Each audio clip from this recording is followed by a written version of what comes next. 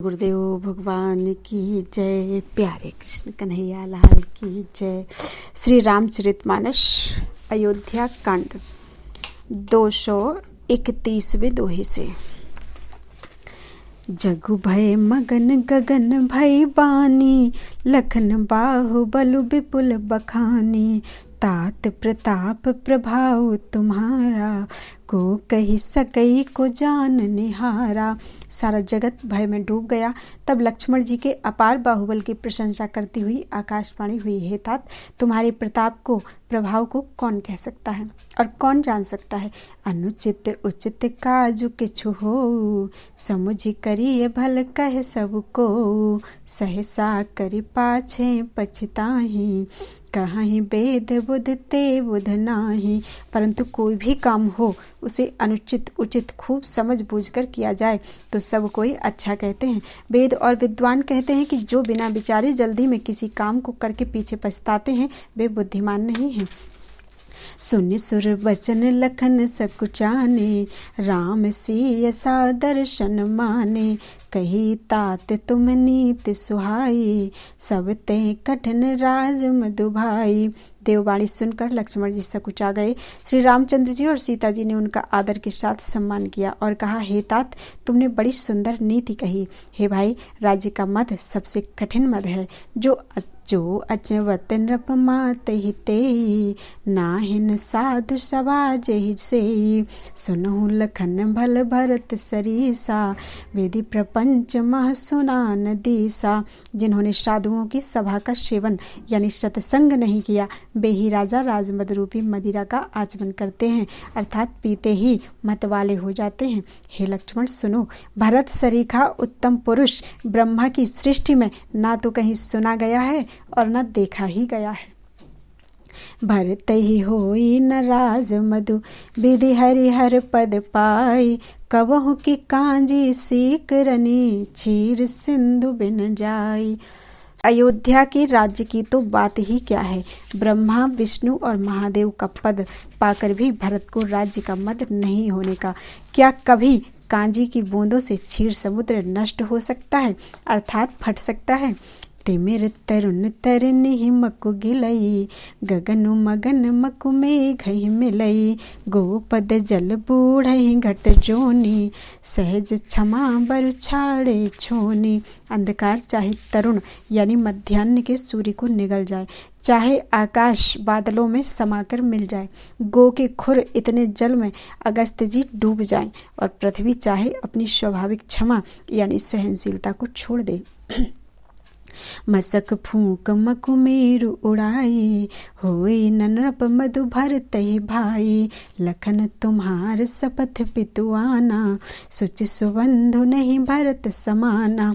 मच्छर की फूंक से चाहे सुमेरु पर्वत उड़ जाए, परंतु हे भाई, भरत को राजमत कभी नहीं हो सकता। हे लक्ष्मण, मैं तुम्हारी शपथ और पिताजी की सौगंध खाकर कहता हूँ, भरत के समान पवित्र और उत्तम भाई संसार में नहीं है।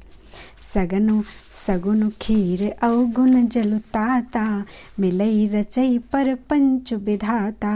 भरतु हंस रवि वंश तड़ागा, जन्म कीन्ह गुण दोष विभागा। हे तात, गुण रूपी दूध और अवगुण रूपी जल को मिलाकर विधाता इस दृश्य प्रपंच जगत को रचता है, परंतु भरत ने सूर्यवंश रूपी तालाब में हंस रूप जन्म लेकर गुण और दोष का विभाग कर दिया, अर्थात दोनों को अलग अलग कर दिया। गही गुण पहे तज अवगुण बारी, निज जस जगत कीन्ह उजियारी। कहत भरत गुणशील स्वभाव, प्रेम पयोधि मगन रघुराऊ। गुण रूपी दूध को ग्रहण कर और अवगुण रूपी जल को त्याग कर भरत ने अपने यश से जगत में उजियाला कर दिया है। भरत जी के गुण शील और स्वभाव को कहते कहते श्री रघुनाथ जी प्रेम समुद्र में मगन हो गए। सुनि रघुवर बानी विबुध, देखी भरत पर हेतु। सकल सराहत राम सो, प्रभु को कृपा निकेतु।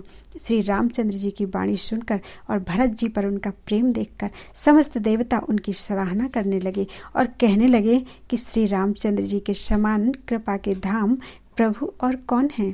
जो न होत जग जन्म भरत को, सकल धर्म धुर धरन धरत को। कवि कुल अगम भरत गुण गाथा, को जाने तुम बिन रघुनाथा। यदि जगत में भरत का जन्म ना होता तो पृथ्वी पर संपूर्ण धर्मों की धुरी को कौन धारण करता। हे रघुनाथ जी, कवि कुल के लिए अगम अर्थात उनकी कल्पना से अतीत भरत जी के गुणों की कथा आपके सिवा और कौन जान सकता है। लखन राम सिय सुन सुरबानी, अति सुख लहे न जाए बखानी। यहाँ भरत सब सहित सहाय, मंदाकिनी पुनीत नहाए। लक्ष्मण जी, श्री रामचंद्र जी और सीता जी ने देवताओं की वाणी सुनकर अत्यंत सुख पाया, जो वर्णन नहीं किया जा सकता। यहाँ भरत जी ने सारे समाज के साथ पवित्र मंदाकिनी में स्नान किया। सरित समीप राखी सब लोगा, मांगे मातु गुर सचिव नियोगा। चले भरत जहाँ सिय रघुराई, साथ निषाद नाथ लघु भाई। फिर सबको नदी के समीप ठहराकर तथा माता गुरु और मंत्री की आज्ञा मांगकर निषाद राज और शत्रुघ्न को साथ लेकर भरत जी वहां को चले जहां श्री सीता जी और श्री रघुनाथ जी थे। समुझ मातु कर तब सकुचाही, करत कुतर के कोटि मन माही। राम लखन सिय सुनि मम नाऊ, उठ जनि अनत जाहि तज ठाऊ। भरत जी अपनी माता कैकेयी को की करनी को समझकर याद करके सकुचाते हैं और मन में करोड़ों यानी अनेकों कुतर्क करते हैं। सोचते हैं श्री राम लक्ष्मण और सीता जी मेरा नाम सुनकर स्थान छोड़कर कहीं दूसरी जगह उठकर ना चले जाएं। मातु मते मोह माने, मोहे जो कछु करहि सुथोर। अघ अवगुण क्षम याद रही, समुझे आपनी ओर। मुझे माता की मत में मानकर वे जो कुछ भी करें सो थोड़ा है, पर वे अपनी ओर समझकर अपने विरध और संबंध को देखकर मेरे पापों और अवगुणों को क्षमा करके मेरा आदर ही करेंगे। जो परिहर ही मलिन मनु जानी, जो सन्मान ही सेवक मानी। मोरे शरण राम ही के पनहि, राम सुस्वामी दोष सब जनहि। चाहे मलिन मन जानकर मुझे त्याग दें, चाहे अपना सेवक मानकर मेरा सम्मान करें, अर्थात कुछ भी करें, मेरे तो श्री रामचंद्र जी की जूतियां ही शरण हैं। श्री रामचंद्र जी तो अच्छे स्वामी हैं, दोस्त तो सब दास का ही है। जग जस भाजन चातक मीना, नेम प्रेम निज निपुण नवीना। अस मन गुणत चले मग जाता, सकुच स्नेह शिथिल सब गाता। जगत में यश के पात्र तो चातक और मछली ही हैं, जो अपने नेम और प्रेम को सदा नया बनाए रखने में निपुण हैं। ऐसा मन में सोचते हुए भरत जी मार्ग में चले जाते हैं। उनके सब अंग संकोच और प्रेम से शिथिल हो रहे हैं। फेरति मनहु मातु कृत खोरी, चलत भगति बल धीरज धोरी। जब समुझत रघुनाथ सुभाऊ, तब पथ परत उतायल पाऊ। माता की हुई बुराई मानो उन्हें लौटाती हैं, पर धीरज की धुरी को धारण करने वाले भरत जी भक्ति के बल से चले जाते हैं। जब श्री रघुनाथ जी के स्वभाव को समझते हैं अर्थात याद करते हैं, तब मार्ग में उनके पैर जल्दी जल्दी पड़ने लगते हैं। भरत दसाते ही अवसर कैसी, जल प्रवाह जल अली गति जैसी। देख भरत कर सोच स्नेहु, भान साधते समय विदेहु। उस समय भरत की दशा कैसी है, जैसे जल के प्रवाह में जल के भंवरे की गति होती है। भरत जी का सोच और प्रेम देखकर उस समय निषाद विदेह हो गया, अर्थात देह की सुध बुध भूल गया। लगे हो न मंगल सगुन, सुनि गुनि कहत निषादु। मिटहि सोच हुई है हरसु, पुनि परिणाम विषादु। मंगल शकुन होने लगे, उन्हें सुनकर और विचार कर निषाद कहने लगा, सोच मिटेगा, हर्ष होगा, पर फिर अंत में दुख होगा।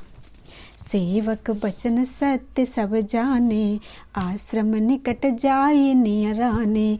भरत देख बन शैल समाजु, मुदित क्षुदित जन पाई सुनाजु।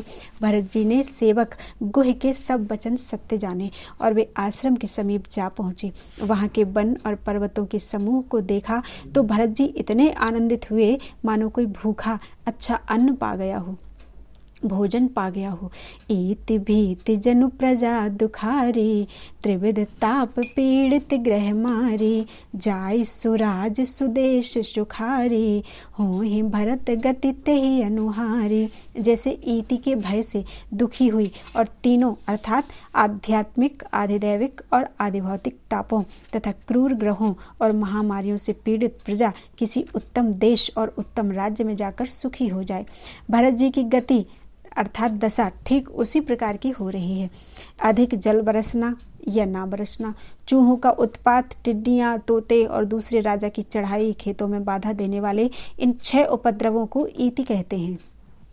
राम बास बन संपत्ति भ्राजा, सुखी प्रजा जन पाए सुराजा, सचिव विराग विवेक नरेशु, विपिन सुहावन पावन देशु। श्री रामचंद्र जी के निवास से वन की संपत्ति ऐसी सुशोभित है मानो अच्छे राजा को पाकर प्रजा सुखी हो। सुहावना वन ही पवित्र देश है, विवेक उसका राजा है और वैराग्य मंत्री है।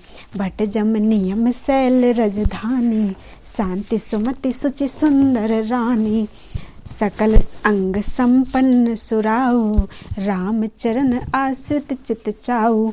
यम अर्थात अहिंसा, सत्य, अस्तेय, ब्रह्मचर्य और अपरिग्रह तथा नियम यानी शौच, संतोष, तप, स्वाध्याय और ईश्वर प्रणिधान।